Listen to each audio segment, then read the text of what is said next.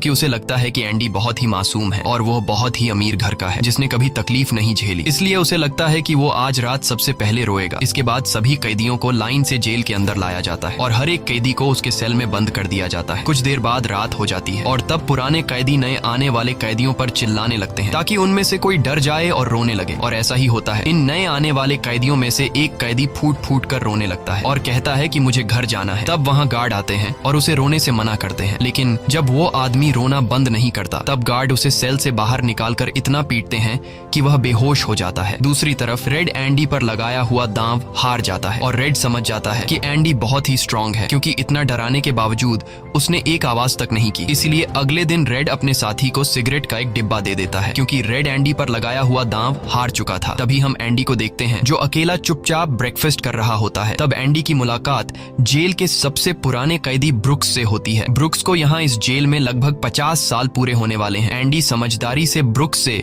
इस जेल के सभी छोटे बड़े रूल्स और हर एक कैदी के बारे में जानने की कोशिश करता है। तब ब्रुक्स एंडी को जेल का हर एक सीक्रेट बता देता है और वो एंडी से कहता है कि अगर तुम्हें जेल के बाहर से कुछ मंगवाना हो तो रेड नाम के कैदी के पास जाना। ये सुनते ही एंडी भी इंतजार नहीं करता और वह सीधा रेड के पास पहुंच जाता है और रेड से कहता है कि मैंने सुना है तुम बाहर से किसी भी चीज को अंदर मंगवा सकते हो। तब रेड कहता है हाँ मैं मंगवा सकता हूँ, लेकिन ऐसी चीज जो यहाँ से भागने या फिर किसी को मारने में काम ना आती हो। एंडी रेड से कहता है कि मुझे हैमर यानी एक हथौड़ा चाहिए। हथौड़े का नाम सुनते ही रेड कहता है कि तुम्हें हथौड़ा ही क्यों चाहिए, क्या तुम हथौड़े से किसी को मारने वाले तो नहीं हो? तब एंडी कहता है नहीं, मैं किसी को मारने वाला नहीं हूँ, मेरा यहाँ कोई भी दुश्मन नहीं है। ये सुनकर रेड कहता है कि तुम्हारा यहाँ दुश्मन तो नहीं है, लेकिन जल्द ही कुछ लोग तुम्हारे दुश्मन बनने वाले हैं। वो कुछ लोगों की तरफ इशारा करके एंडी को वार्न करता है कि इन लोगों की गंदी नजर तुम पर है, इसलिए इनसे बच कर रहना। अगले दिन एंडी के कहने पर रेड उसके लिए हैमर मंगवा देता है और जब वो हथौड़ा देखता है